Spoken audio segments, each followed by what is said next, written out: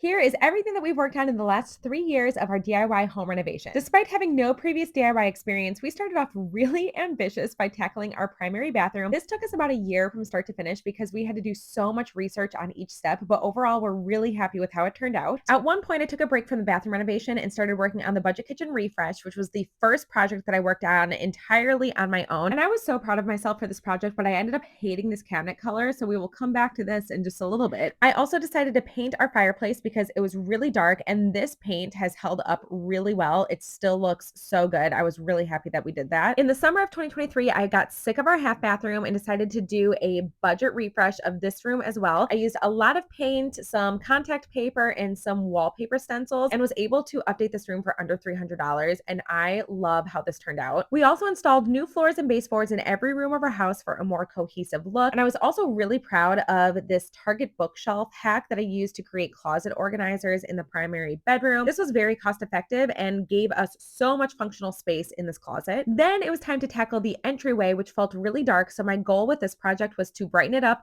We installed new floors, baseboards. I did a faux board and button, painted everything, replaced the light fixtures, and it looks so much brighter and more welcoming now. And this project has held up really well. My husband's office also had like no functional storage, so we decided to use the Billy bookcases for a built-in bookcase hack. We built this floating shelf in the middle, added the crown molding. I primed the IKEA furniture with the bin shellac primer, painted it all, and it is so moody and cozy now. Once the upstairs was no longer a construction zone, I started tackling the basement and did so much painting because these bold colors just felt so overpowering in a space with very little natural light. I also updated our steps, which were super gross and dusty, by painting it and adding this runner, and I think it turned out so cute. And remember when I told you that I hated the paint that I did in the kitchen refresh? Well, in April 2024, I decided to paint it a more neutral grayish color and really like how it turned out. I replaced the lighting. I painted all the way up to the ceilings, which helped disguise the soffits and make it seem so much bigger and more welcoming. At this point, we could not ignore our wooden deck anymore. It was just a matter of time until someone got hurt. So we removed it and then built this checkerboard patio instead. And we really like how it turned out. It was really hard, but it was worth the effort. A year and a half after the half bathroom refresh, it was time to replace this vanity because the texture that the spray painting the sink left led to a lot of dirt buildup. So we ended up replacing the vanity, did new wallpaper and painting, and it was really cute. We also made our primary bedroom a little bit more moody and cozy, which we love. Then I resumed the basement makeover by updating this little kitchenette area. I added some peel and stick tiles, painted everything, and painted the cabinets as well, which I think is a great way to update laminate countertops. Then we gave our shed a much needed makeover by painting it and building new doors, and it turned out so cute. We really love it. It just added a lot to our backyard. That's everything we've done so far, but we definitely have more in store and can't wait to share it with you.